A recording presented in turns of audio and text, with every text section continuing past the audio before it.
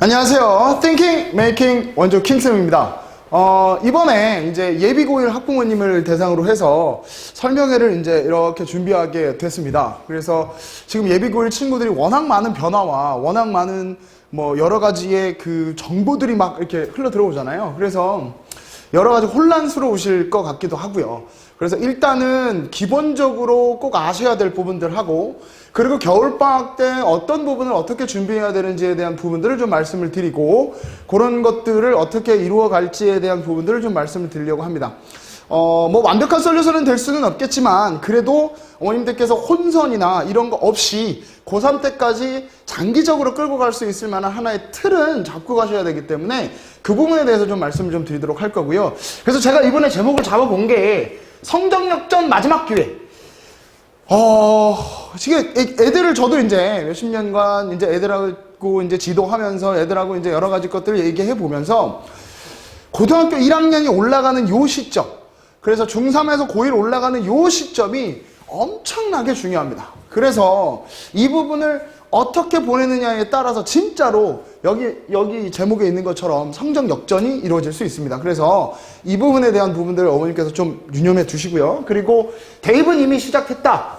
그죠? 제가 이제 그 전에 부모님들한테도 말씀드리고 상담하면서도 말씀드리지만 중3이 올라서면서 대입은 이미 시작됐다고 생각하셔야 되겠고, 그거에 대한 준비들을 해 두셨어야 되는데 이제 그런 것들에 대한 정보나 이런 것들이 많이 부족하시기 때문에 좀 혼선이 있으실 것 같아요. 그래서 이번 설명회를 통해서 그런 부분들을 좀 해소되시고, 좀 핵심을 잡아가서 이런 여러 가지 뭐 이제 뭐 이렇게 주변에서 들리는 소리들 뭐 이런 것들 말고 진짜로 핵심을 딱 잡아서 그런 부분들을 어떻게 해야 되겠다, 그리고 내가 이런 부분들을 어떻게 선택해야 되겠다라는 부분들이 확실하게 좀 잡히실 수 있도록 열심히 준비했으니까요. 한번 같이 이제 이런 부분들을 얘기해 보시면서 아, 이렇게 되겠구나 라고 한번 느끼고 가셨으면 좋을 것 같습니다. 자, 그래서 일단은 저 사람이 누군가에 대한 소개는 좀 필요할 것 같아요. 그래서 제가 뭐 여기 있는 것처럼 여러 가지를 하고 있지만 일단 공부법에 대한 부분들을 좀 철저하게 공부하면서, 제가 처음에 공부법에 맞춰진 학원, 공부법에 맞춰진 수업 이런 것들을 하기 위해서 공부법을 많이 공부했고요. 그리고 입시 컨설팅이나 이런 부분들도 제가 많이 공부한 편에 속해요. 그래서 그런 부분들을 조금 더 어머님들한테 더 많이 알려드릴 수 있을 것 같고, 전체적으로 백데이터나 이런 부분들을 가지고서 어머님께 훨씬 더 효과적으로 좀 전달을 해드릴 수 있을 것 같아서 전체적으로 고등부를 가는 공부에 대한 틀과 입시의 방향적인 부분들을 확실하게 잡아줄 수 있을 것 같습니다. 그래서 뭐 저에 대한 소개는 뭐 따로 뭐 하실 필요는 뭐 이 정도면 되지 않겠습니까? 그래서 이 정도 하시면 될 것 같고요. 여기는 사진 접니다. 이게 좀 세월이 좀 지났죠. 그래서 여기는 사진 접니다. 그래서 저에 대한 그런 부분들은 여기 보시면 될 것 같고요. 어찌됐든 이 설명에 대한 중심이 있는 거니까 확실히 중요한 부분부터 이제 하나하나 좀 잡도록 나가도록 하겠습니다. 그래서 제가 총 3가지를 어머님들께서 이제 이런 부분들을 좀 많이 좀 고민들을 하실 거예요. 아, 우리 애는 A등급 받으니까 어느 정도 학교는 가야 될 것 같다. 어느 정도 학교는 가야 돼서 우리 집이 뭐 그 정도는 되지 않을까. 그래서 우리 아이는 이 정도는 되지 않을까라고 어머님들이 생각하는 학교들이 여기 있을 겁니다. 그러니까 여기 나온 학교들이 거의 이제 어머님들께서 마지막까지 보시는 부분이라고 보시면 되겠죠. 뭐 특히나 예비고1 어머님들께서 이제 형제가 있으면 모르겠는데 첫째 아이 같은 경우는 이거에 대한 그 구분 기준이 없으세요. 보통 보시면 오면 뭐 한양대나 뭐 경희대, 중앙 이 정도는 가겠지. 우리 애가 조금 못하는데 우리 애가 조금 다 95점, 98점 정도 된다. 그럼 뭐 요 정도 연고대 요 정도는 가겠지라고 생각들을 하십니다. 근데 실질적으로 고등학교 올라오게 되면 이게 쉽지가 않아요. 이게 제가 이제 뒤에서 이거 이제 실질적으로 애들 붙는 평균 백데이터를 보여드릴 텐데 그걸 보시면 어머님들이 상당히 놀라십니다. 그래서 일단은 어머님들께 제가 이 말씀을 드리는 건 지금 중학교 때 성적은 아무런 소용이 없다. 그냥 고등학교를 하기 위한 준비만 된 거다 라고 생각하셔야지, 고등학교에서 내가 올 A를 받았어요 이런 건 필요 없다고 생각합니다. 왜냐하면요, 제가 이제 이걸 보여드리면 어머님이 조금 더 그런 부분들을 좀 아실 수 있을 것 같아요. 자, 그래서 고등학교 때 어떤 것에 선택과 집중을 할 건지, 그리고 대입제도 개편이 얼마가 되는지, 그리고 무엇을 준비해야 되는지에 대한 이러한 3가지 구성으로 말씀을 드릴 겁니다. 방금 전에 제가 대학을 보여드린 이유는 어머님들께서 눈이 이만큼 높아지셨단 말이죠. 그걸 잘 봐두시고 와 우리 아이 이 정도는 갈 거야 라고 했던 것들 잘 봐두시고 그게 어떻게 되는지에 대한 체계나 이런 부분들을 저랑 얘기해 가면서 하나하나 목표 지점을 잡아갔으면 좋겠습니다. 일단 고등학교 선택에 대한 부분인 거죠. 고등학교에서 어떤 선택과 집중을 할 건가에 대한 얘기입니다. 일단은 문과, 이과, 선택 과목, 대학 전공, 수시와 정시 어떻게 선택할 것인가. 제가 봤을 때는 고등학교 이제 1학년 3월달 들어가기 전까지는 이런 부분들이 어느 정도 가이드라인이 쳐져 있고 확실히 정해주면 더 좋고요. 그런 부분들이 확실히 필요합니다. 그게 왜 필요한지는 뒤에 어머님 제가 설명을 해드리면서 이런 부분에 아 그렇구나 라고 느끼실 거예요. 그래서 제가 이걸 먼저 말씀드린 이유는 나중에 맨 뒤에 방학 동안에 꼭 해야 될 부분들을 제가 다시 설명드릴 때 이 부분들을 꼭 좀 유념해 두셨으면 좋겠습니다. 일단 문과인지 이과인지 일단 이걸 선택하시는 부분들이 좀 이제 있으실 텐데 지금 현재 상황으로서는 문과와 이과를 선택하는 그런 그 계열 기준은 없습니다. 그냥 문과 계열, 이과 계열. 그래서 대학 전공이 나와야 내가 이과 계열로 갈지 문과 계열로 갈지 선택이 가능하고 내가 이과 계열이라면 과탐에서 무엇을 선택하고 수학에서 무엇을 선택하고 국어에서 무엇을 선택할지의 선택 과목이 나오고 그런 것들을 바탕으로 공부를 열심히 했을 때 내가 수시하고 정시 둘 다 해야 됩니다. 둘 다 해야 되는데 어디가 포인트가 조금 더 될 것이냐는 아이들의 선택에 달려있는 거죠. 지금 제가 말씀드린 것처럼 대학 전공이 어느 정도가 나와줘야 문과, 이과를 선택하고 그래야 선택 과목을 선택할 수 있고 그래야 수시와 정시를 어디에 포인트를 맞춰서 어떻게 갈지를 하실 수 있다는 거죠. 어떤 메커니즘으로 돌아가지는 아시겠죠? 그러니까 이런 부분들을 미리 염두해주고 공부를 시작을 해야 고등학교 2학년, 3학년 때 선택 과목이나 선택을 하실 때 조금 더 편하게 하실 수 있고 특히나 고3 때 수시 원서를 쓸 때 그 전에 미리 완료가 돼 있으면 고3 때는 공부만 할 수 있게 환경을 만들어 주셔야 그래야 수시를 붙을 수 있는 확률이 높아집니다. 이 얘기는 제가 뒤에서 다시 또 얘기 드리겠지만 요 메커니즘이 어떻게 돌아가는지를 다시 한번 봐두시고요. 자, 그럼 이제 우리 아이들 올라가서 성적을 받을 겁니다.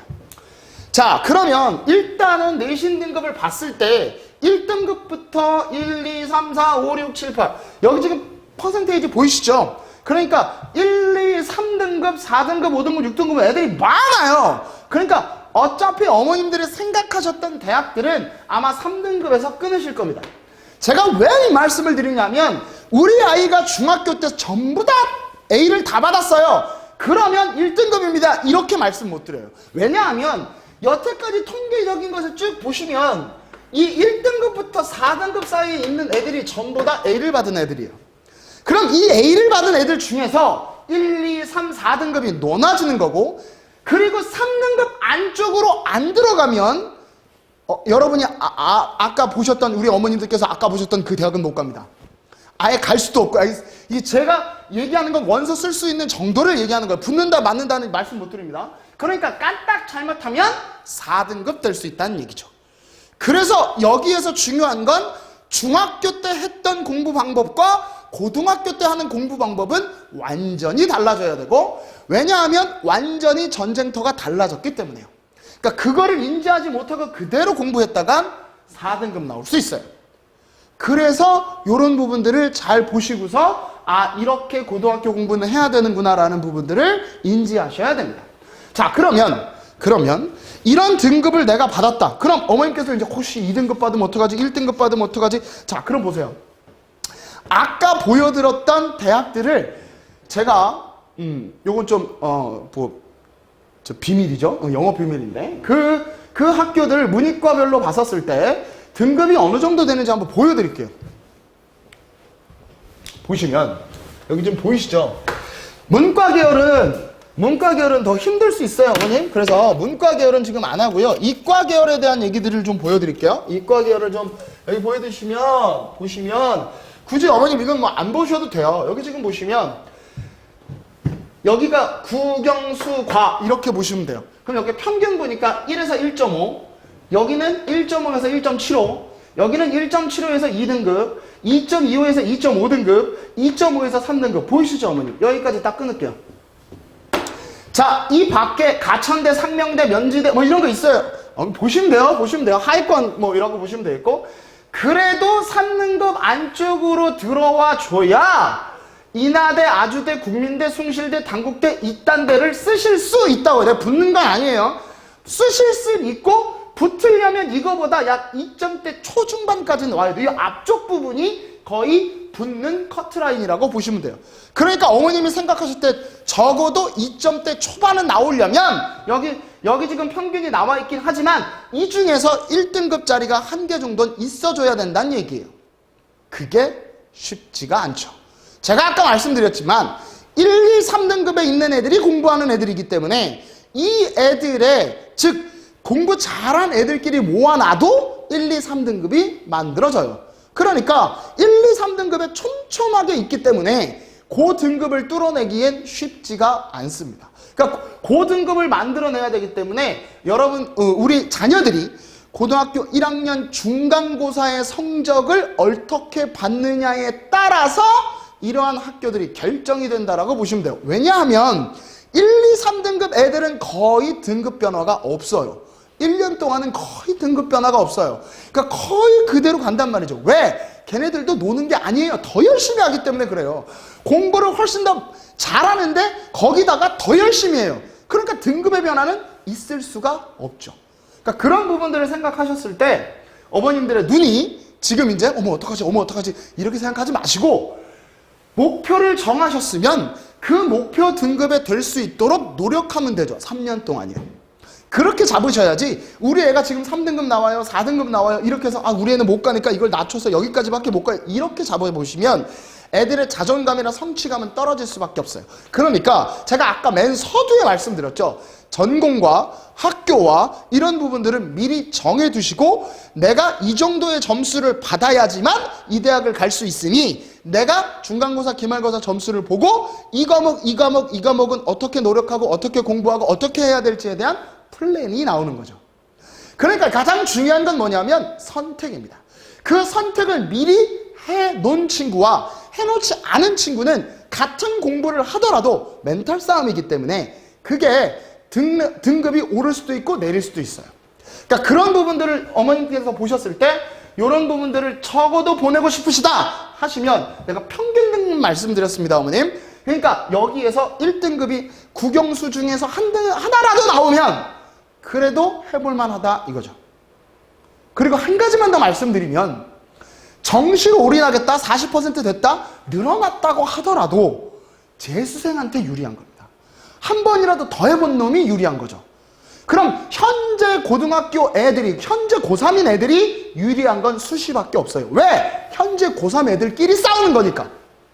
그렇게 되려면 미리 준비하지 않으면 못 붙는다는 거죠. 그러니까 미리 준비를 해놓는다는 건 미리 선택을 해놓는다라는 말이에요.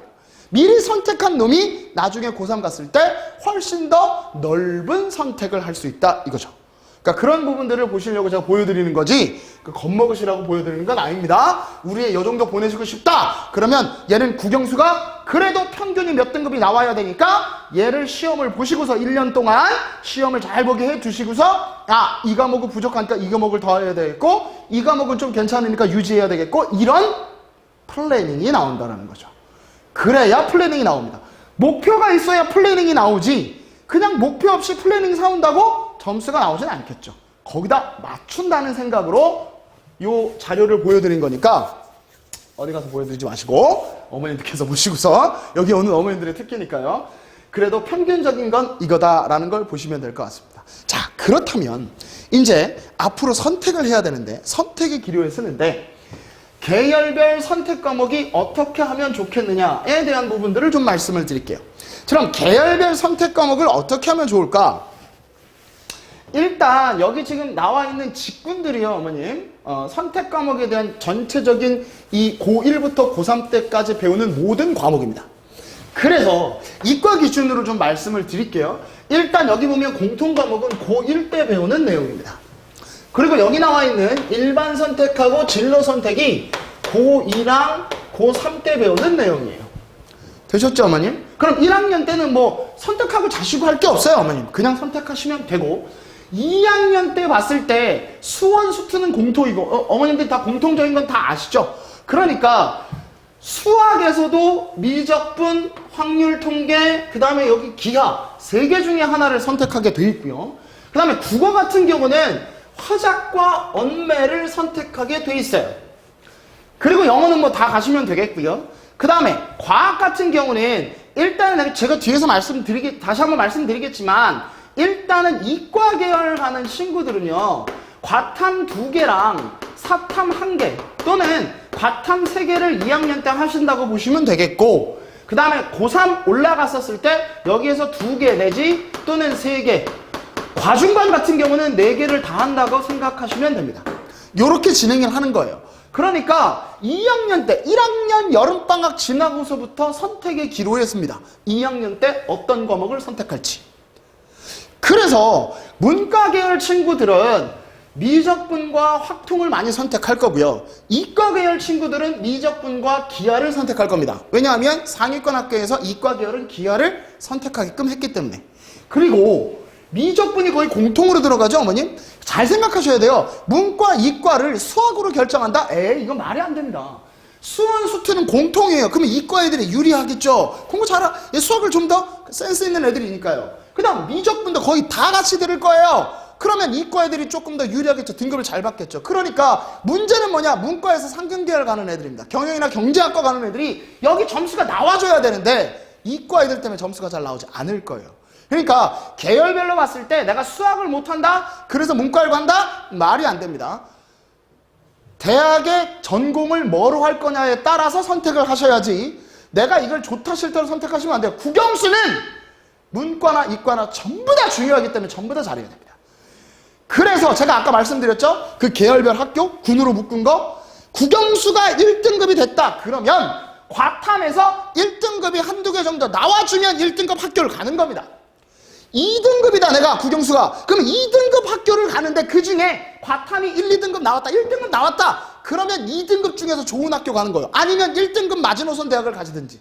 무슨 말인지 아시겠죠? 그러니까 국영수가 뼈대인데 그 국영수 뼈대에 과학은 플러스 알파로 이 입시에 대한 도움을 더 주는 거다라는 개념으로 보시면 돼요. 잘 보면 더 좋고 많은 이제 최상위 학교들 같은 경우는 거의 대부분 다 전체적인 성적을 다 내라고 할 게 분명해요. 왜냐하면 제가 뒤에서도 말씀드리겠지만 학생부 교과나 학생부에 쓰는 거나 이런 것들이 대폭 축소됐기 때문에 할 수 있는 건 내신밖에 없어요. 그러면 내신도 뽑아서 예전에는 뽑아서 몇 개만 했는데 거의 대부분 다 낼 가능성이 높아요. 그러니까 지금 하고 있는 자기의 선택 과목이나 공통 과목들을 최대한 잘해놓는 게 중요해요. 어떻게 될지 모르기 때문에. 그러니까 선택을 되게 중요하죠. 그래서 어떤 게 내가 더 잘하는지를 모르잖아요, 지금. 그러니까 계열을 먼저 선택하셔서 그 계열에 맞는 학과에 맞는 과목을 선택하시는 게 가장 좋다 이거죠. 그러니까 그 부분만 잘 유념해서 해두시면 나머지 선택 과목 할 때 어렵진 않으실 거예요. 근데 이제 여름방학 때쯤 되면 전화가 계속 옵니다. 선생님 저 과학을 뭐예요? 선생님 저 과학을 뭐예요? 선생님 저 과학을 뭐예요? 선생님 저 과학을 뭐예요?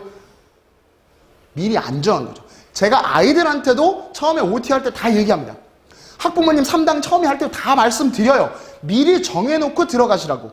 그래서 그거 바로 시작하시면 된다고. 근데 그거 안 정하고 미루다가 그때까지 오시면 그럼 뭡니까? 계열 안 정했다는 얘기죠. 전공 적합성이 되게 중요한데 학생부 종합에서 그게 안 돼 있다는 얘기잖아요. 어떤 걸 선택할 줄 모른다는 얘기는. 그러니까 그 선택을 가족회의 하셔야 됩니다. 그래서 학생, 학부모 모아놓고 가족회의 해서 나는 이 대학에 이 과를 갈 거야. 나는 이 과에서 이 대학을 갈 거야. 라고 하는 가이드라인이 적어도 6개에서 8개 사이는 정해지셔야 됩니다. 그러면 평균 등급이 나올 거고 그 평균 등급을 가지고 내가 국영수는 어떻게 하고 과학은 어떻게 하고 사탐 과목은 어떻게 하고 그럼 이 과목은 조금 더 집중하고 이런 플랜이 나온다라는 거예요. 제가 강조드리는 건 미리 선택해서 미리 해놓으면 붙을 수 있는 확률이 높다라는 말씀인 거죠. 어차피 학생부 종합은 확률 싸움이에요. 누가 더 많이 준비했느냐입니다.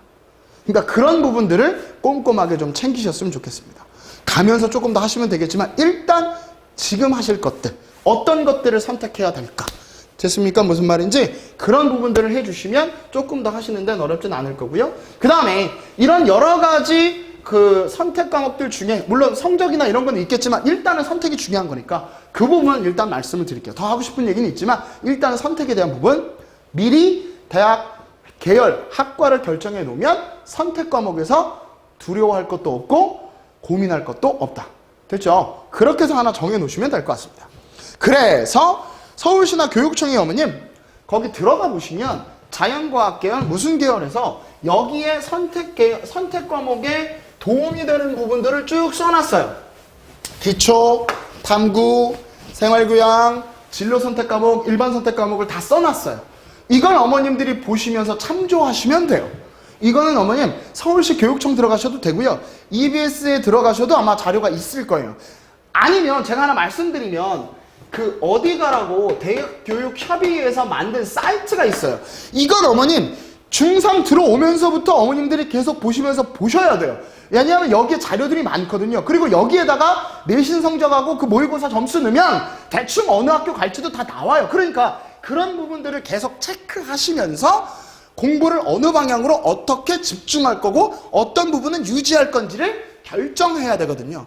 학생 혼자 하기가 힘들어요, 어머님. 그러니까 그런 부분들을 같이 고민해 주신다라고 생각하시면 될 것 같아요. 이런 부분들은 어머님 자료 있으니까 가시면서 그런 부분들을 참조하시면 될 것 같고요. 공학 계열도 있고 뭐도 있고 있기 때문에 굳이 제가 따로 말씀을 드리진 않겠습니다. 자, 그러면 여기에서 이제 어머님들이 이제 꼭 알아야 될 것들. 왜냐하면 고1 지금 시점에서 예비 고1에서 수능 자체와 생계부 자체가 정말로 많이 변했습니다. 지금 미리 학교를 보내보신 어머님들하고 아니면 아예 안 보내보신 분들은 처음이시기 때문에 이런 부분들이 어떻게 변했는지는 모르겠지만 이러한 변화를 토대로 목표에 맞는 플랜을 만들 수 있죠. 그러니까 그걸 정확하게 아느냐 모르느냐가 되게 중요합니다. 자, 그러면 이런 부분들을 좀 하나하나 알아볼게요. 일단 수능에 대해서 정확한 대변화에 대한 필요성입니다. 제가 이거는 거기 이제 쭉 다 써놨는데요. 쭉 다 해놨는데 기본적으로 수능에 대한 부분들하고 학생부 교과에 대한 부분들을 간략하게 한 페이지로 정리한 거예요. 이걸 제가 뒤에서 좀 더 자세하게 설명을 드릴 건데 일단 요것만 봐도 저는 다 끝날 것 같습니다. 일단은 2023학년도 16개, 상위 16개 대학은 40% 정도가 정시로 뽑는답니다. 그래도 정시를 뽑아도 30% 정도 이상의 학생부 종합이 있기 때문에 두 개를 동시에 준비하신다라고 생각하시면 될 것 같고요. 수능에서 국어는 공통과목은 독수와 문학이고 화작과 언매 중에 택일 보이시죠? 수학은 수원, 수투가 공통이고 확률, 통계, 미적분, 기하 중 택일 보이시죠?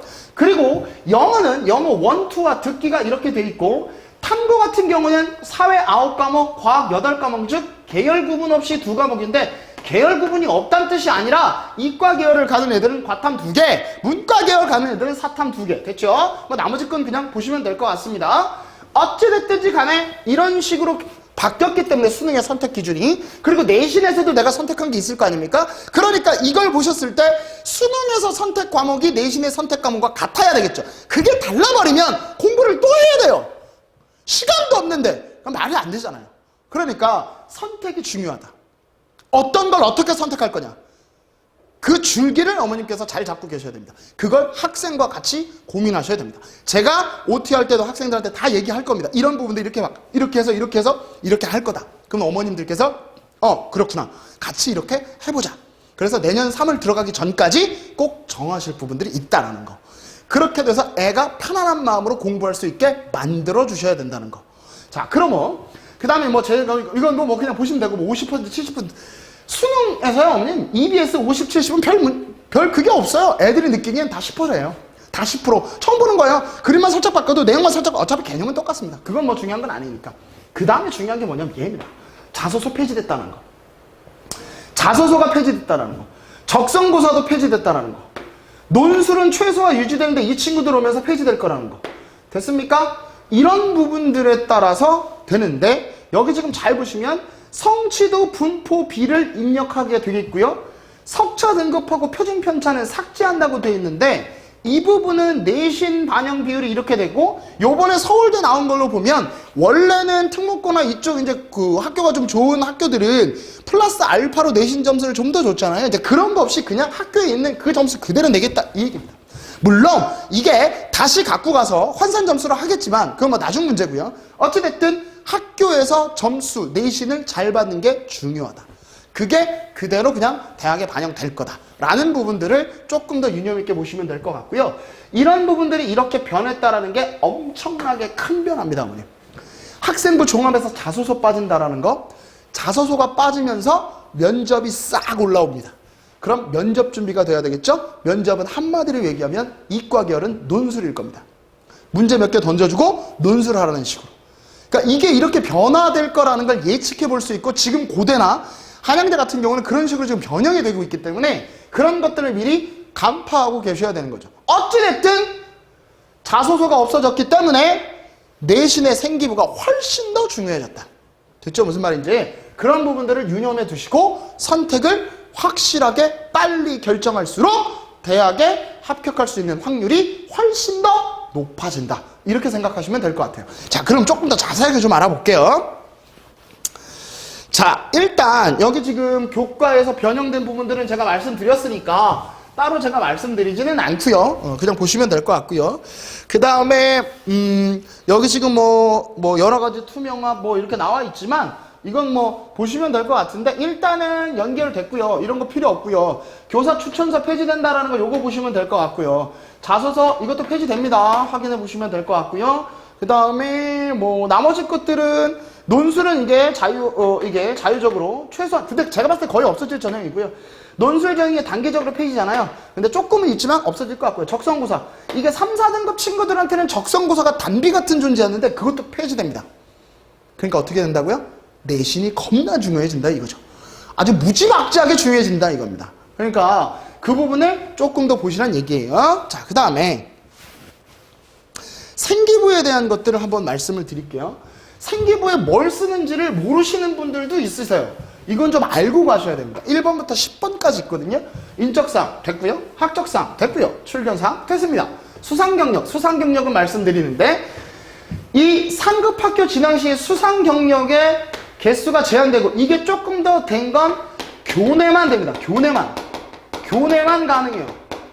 그러니까 요거 조금 더 조심해 주셔야 되겠고요. 그 다음에 여기 지금 보시면 자격증 취득 이런 거 있잖아요. 대입자료의 미제공입니다. 미제공이라는 얘기는 쓸 수는 있으나 제공하지 않는다 이 얘기고요. 그 다음에 진로 희망사항 항목 삭제 이거 항목 삭제 아닙니다. 요거 나중에 보시면 알겠지만 진로 희망 삭제에서 창제 진로 삭제상 기재는 하는데 그게 대입에 반영은 안 된다는데 학생의 진로 희망 과정이나 진로 희망 탐색은 쓰는 란이 있어요. 어머니 그 앞에 간략하게 쓰는 란만 삭제인 거지. 그건 오류가 없으시면 없으셔야 될 것 같아요. 그래서 진로 희망사항 쓰는 란은 있다라는 거. 그걸 간략하게 정리한 란이 원래 있었는데 그 항목이 삭제된 거지. 진로 항목사항 쓰는 란이 삭제된 건 아니니까 그런 부분들도 학교에서 진로 뭐 탐색반, 진로 탐색 이런 거 하잖아요. 그런 것들은 꾸준하게 해 주셔야 됩니다. 됐죠? 그렇게 정리해 두시면 될 것 같고요. 그 다음에 7번이 제일 중요해요. 여기 지금 보시면 창제활동, 봉사활동 있죠? 봉사활동 특기자, 미기재라고 되어 있지만 아예 안 하라는 건 아니고요. 시간만 기입하게 되어 있습니다. 그리고 동아리 활동 같은 경우는 소문만 다 없어졌는데 딱 한 가지만 여기 보시면 가입제한은 두지 않되 가능한 동아리는 한 년당 1개 많이 들으실 필요 없고요. 이거는 학교에서 원래 즉 자율동아리는 없어집니다. 그러니까 원래 학교에 있었던 동아리를 들어가다고 보시면 되겠고 그것도 뭐라고요? 전공, 적합성, 자기의 학과에 맞는 동아리에 들어가셔야 되겠죠? 그리고 뭐 만약에 없으면 학교 선생님이 확인서 써주시면 되는데 이것까지 할 필요는 없을 것 같고요. 그냥 있는 동아리 들으시면 될 것 같습니다. 그리고 뭐 동아리 활동 뭐 여러 가지는 뭐 보시면 될 것 같고요. 진로 활동 사항도 희망고 즉 대입 자료에는 미제공이라고 되어 있죠. 그러니까 요것도 대입 자료에는 반영이 안 된다. 그 다음에 여기 지금 보면 특기사항 그죠? 여기 기재 1700자 누가 기록 삭제 관리 방법도 위임됐다라고 되어 있죠. 그러니까 일단은 기재 분량 같은 경우도 요 정도로 축소가 됐기 때문에 그래서 썼을 때 독서나 봉사활동을 쓰는 부분들을 학교 선생님이 여기다가 조금 써주시면 좋은데 그게 이제 제가 이제 말씀드리지만 학교에서 그 상위 몇 % 안에 드는 친구들은 관리를 해줄 거예요. 근데 그게 안 되는 친구들은 자가 관리해야 합니다. 자가 격리가 아니라 자가 관리를 해야 돼요. 그러니까 부모님이 알고 계시고 학생이 알고 계셔서 요런 부분들이 좀 써줬으면 좋겠다라고 어필이 좀 필요합니다. 그러려면 그죠, 담임 선생님하고의 유대감이 엄청 중요하죠. 그러니까 제가 아이들한테 이제 우스갯소리로 얘기하는 게, 교무실을 들어갈 때 경건한 마음으로 그분 갓 신을 만나러 간다는 기분으로 그분께 충성을 다해라. 왜냐? 그 한마디 한마디가 대학에 결정되기 때문에.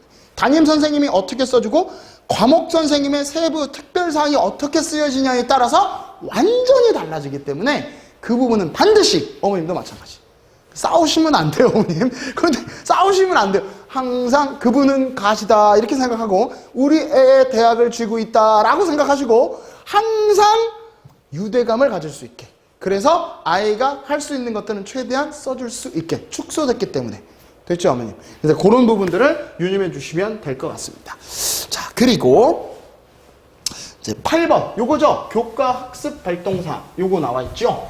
요거 보시면 방과후 활동인데, 여기 보시면 수강 내용, 그러니까 얘는 몇 시간 뭐를 수강했다 이런 건 없고 그냥 여기서 뭐 했다라고 하는 건 유지가 된다라고 보시면 될 것 같고, 여기도 유지, 여기도 유지입니다. 그리고 행동특별사항에 대한 기조 분량이 여기 나와 있죠. 그러니까 이게 세특이라고 하는 건데, 그 과목별 행동특별사항 이런 것들인데, 그런 부분들도 조금 더 이제 플러스 알파가 되겠죠. 왜냐하면 학생부 자체가 간소화됐기 때문에 교사가 추천서 쓰는 것도 이제 폐지됐으니까 학생이 학교에서 어필할 수 있는 건 세특사항하고 그 다음에 얘네 행동발달사항 이런 거밖에 없단 말이에요. 그러니까 그런 부분들을 써주시는 분이 학교 선생님이시기 때문에 그 분께 정말로 우리 아이의 가시다 생각하시고 기도하는 마음으로 그렇게 해주시면, 어머님들도 그렇게 비굴하게 하실 필요는 없고요, 어머님. 그런 게 아니라 유대감만 갖자. 그리고 우리 아이가 원래 최상위권이 되면 학교에서 좀 관리가 되지만 그게 아닐 경우에는 자가 관리를 해야 되기 때문에 그런 부분들이 좀 필요하다라고 보시면 될 것 같습니다. 그래서 중요한 건 뭐다? 내신이다. 그리고 그 내신을 바탕으로 교과 세특이나 아니면 행동 특성에 대한 부분들이 조금 더 다른 친구들과 다른 뉘앙스로 쓰여지고 다른 언어체로 쓰여졌다면 조금 더 특별한 거다. 됐죠? 그런 부분만 염두에 두시면 될 것 같습니다. 자, 그러면 이제 제가 말씀드리고 싶은 거, 예비고일에 이제 무엇을 준비해야 되는가? 제가 말씀드렸죠? 진로 선택. 진로 선택은 선택 자체가 교과 선택, 동아리 선택 등등 되겠죠. 그게 전공 적합성에 필요하고 입시 시작입니다. 그리고 제가 앞에서도 말씀드렸지만 고1 성적 1년 동안 간다 그랬잖아요. 중간고사에다가 모든 걸 올인해야 됩니다. 국영수의 중간고사에다가 모든 걸 올인해야 돼요. 그래야 이 친구가 어느 정도의 소기의 성과를 거둘 수가 있습니다. 그리고 공부법. 제가 이제 요 두 가지를 좀 더 말씀을 드릴 건데, 요 부분에 대한 얘기를 뒤에서 이제 조금 더 보여드리면서 말씀을 좀 드릴게요. 그래서 요 부분인데, 이 부분이 뭐가 중요한 거냐면, 제가 이렇게 말씀을 드릴게요. 대학 입시, 내가 목표로 하는 대학을 들어가고 싶다. 내가 목표로 하는 대학을 들어가고 싶다. 그러면 여러분, 어머님께서 이제 겨울방학 때 해야 될 거 여기 있죠? 교과목 선택. 이 교과목에 맞는 진로 찾아야 되겠죠? 진로 찾아야 교과목 선택되겠죠? 그렇게 됐을 때 나는 학원을 선택해야 되겠죠? 그렇게 됐을 때 수시냐 정시냐를 어떻게 비교로 갈 건지 선택해야 되겠죠? 그러려면 3년의 장기 플랜이 필요합니다. 이게 수순이라고 말씀드리고 싶어요. 그래서 이 친구가 어떤 진로를 찾아서 어떤 교과목을 선택했을 때 지금 겨울방학 때 어떤 부분을 어떻게 나가야 될지에 대한 포인트를 잡고 학원을 선택하시고 거기에 맞춰서 3년 동안의 장기 플랜을 만들어준다. 즉 원래는 중3 때부터 먼저 시작을 해서 올라와야 하지만 이게 안 됐을 경우에 이런 부분들을 지금부터라도 해야 된다. 그럼 지금 고1 게 안 돼 있으면 고1 거부터 차근차근히 하시면 됩니다. 먼저 했다고 잘하는 건 아니기 때문에 그런 부분들을 하나하나 담금질 하시면서 가시면 될 것 같고, 그럼 한 번 정도, 두 번 정도 횟수를 했다. 전 이 말을 제일 싫어하는데, 한 번 돌렸어요? 두 번 돌렸어요? 그건 그냥 돌린 거예요. 그냥 다람쥐 쳇바퀴 돌리듯이 그냥 돌렸어요. 의미가 없단 말이에요. 그걸 찬찬히 다져가는 단계가 필요하다. 그리고 그걸 배웠을 때 고3 모의고사 난이도까지의 문제를 풀 수 있는 수준까지 가야 된다. 그래야 국영수에서 1등급이 나올 수가 있다. 그러니까 그거까지 한번 좀 더 생각을 해보셨으면 좋겠어요. 그러니까 그런 부분들이 조금 더 필요할 것 같고요. 그렇게 됐을 때 3년 동안에 나는 어떤 식으로 어떻게 공부해서 어떻게 갈 건지에 대한 장기 플랜이 나올 수가 있겠죠. 그러니까 그런 부분들을 조금 더 유념해 보시면 될 것 같습니다. 그래서 그런 부분들을 좀 해두셨으면 충분히 우리 어머님께서 이런 부분이 이렇게 바뀌었고 이렇게 됐기 때문에 이렇게 되는구나 라는 걸 조금 더 아실 수 있을 거고, 고등공부법에 대한 부분들은 제가 말씀드릴 부분, 이건 어디 가서도 뭐 들으면 스킬만 가르쳐주지 핵심이 없거든요. 핵심이 없어요. 핵심이. 그러니까 국어, 영어, 수학에 대한 공부 방법이나 공부에 대한 부분들은 조금씩 차이가 있습니다.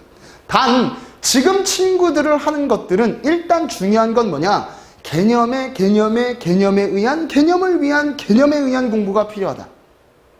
문제를 많이 푸는 것도 중요하지만 지금은 확실하게 개념을 이해하고 넘어가는 게 중요하다. 그래서 저는 이제 수업을 할 때 아이들한테 그날 공부한 내용을 그 다음 주에 시험 볼 수 있는 배치 테스트를 시작을 하거든요. 그런 것들을 해보면 아이가 직접 쓰는 거랑 머릿속 안에서 있는 거랑은 다르거든요. 그러니까 그 개념을 백지 갖다 놓고 처음부터 끝까지 배운 데까지 한번 써봐라 라고 하는 훈련.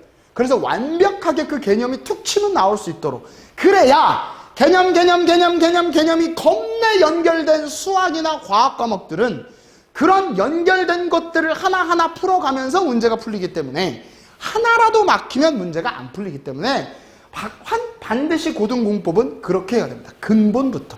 그리고 난 다음에 문제를 풀면서 다지고, 꼭 말씀드리는 건 국어, 영어, 수학 같은 경우는 고등학교에서 수능 난이도의 난이까지도 해둬야, 그래야 1등급이 나올 수 있다는 거. 그래야 소기의 성과를 거둘 수 있다는 거. 그걸 다시 한번 말씀드립니다. 그래서 마지막으로 정리하자면, 이제 지금부터 주사위는 던져졌습니다. 미리 선행을 했던 안 했던 상관없이 고1은 옵니다. 그러면 이 남아있는 겨울방학 동안 나는 어떤 진로의 어떤 계열을 선택할 것이며, 어떤 교과목을 선택해서 어떤 학원을 다녀서 이걸 다질 거며, 그래서 내가 어떻게 3년 동안 공부를 할 건지에 대한 플랜이 나와주면 됩니다. 그래서 공부를 해보고 모의고사 문제도 풀어보고, 그럼 내가 공부를 하면서 이런 부분은 이렇게 공부해야 되겠구나라고 터득하는 부분도 있을 거고, 만약에 그게 안 되시면 저한테 질문하러 오셔도 되고, 방법적인 부분들은 제가 스킬이나 이런 부분들은 완전히 정형화된 부분들은 가르쳐 드릴 수 있고 말씀드릴 수 있으니까, 그런 부분들을 좀 이따가 이제 질문하시거나 이렇게 하시면 될 것 같습니다. 그래야 어찌됐든 그런 부분을 선택해 주시라. 그래서 고등학교 1학년 3월 들어가기 전까지 무조건 이 부분은 완벽하게 선택하고 들어간다. 이 부분만 정확하게 알고 계신다면 이제 고3 때까지 입시는 조금은 선택하는 거나 아니면 공부하는 거나 어떤 것들을 고민해서 벗어나실 수 있다고 생각이 듭니다. 자, 저는 오늘 여기까지 말씀드리도록 하겠습니다. 그래서 이 부분들 유념하시고, 혹시나 궁금하신 점이나 이런 부분 있으시면 언제든지 연락 주시고, 언제든지 저한테 얘기해 주시면 그런 부분들을 상세하게 설명드릴 거고요.